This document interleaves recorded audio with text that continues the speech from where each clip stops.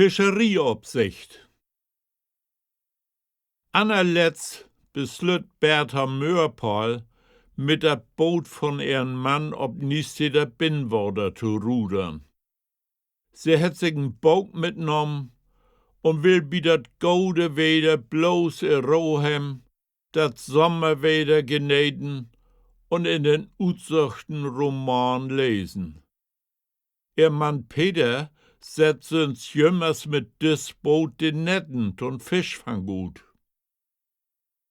Als sie in der Mitte von Binnenwater ankommen ist, smitt sie den Anker ut, set die Sonnenbrill ab, legt die Bein hoch und beginnt ihr Buch zu lesen. Non viel kommt dort der Fischereiaufseher mit sin Ruderboot längs sieht und fragt: Moin, moin, beste Fru, wat tut sie hier? Ich lese ein Buch und genießt das Sommerwetter, antwortet Bertha.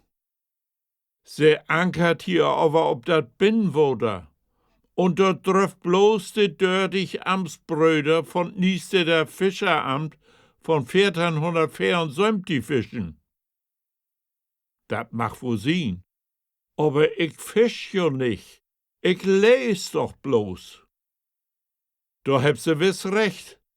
Man, sie hebt doch die ganze Utrüsten zum Fischen in Boot und können fort damit beginnen. Ich bin verpflichtet zu melden und muss sie beten, mir an Land zu folgen. Wenn sie dat mag, wag sie wegen sexuelles Belästigen anklagen, antwortet Bertha Mörpal durch Swinsplitsch. Aber ich hab sie ja gar nicht mal antwortet, entgegen der Obseher Lütben verbiestert. Dat stimmt, aber sie habt doch die ganze Utrüstende Tau in Boot und können jeden Augenblick damit anfangen. Die Obseher überlegt noch einen Moment, wünscht einen golden Dach und rudert Schuttköppen davon. Und die Moral von die Geschichte: Stried nie nicht mit n Fru, der lesen is. Du musst damit rechnen, wat sie Dorbi Liegers auch denken dat.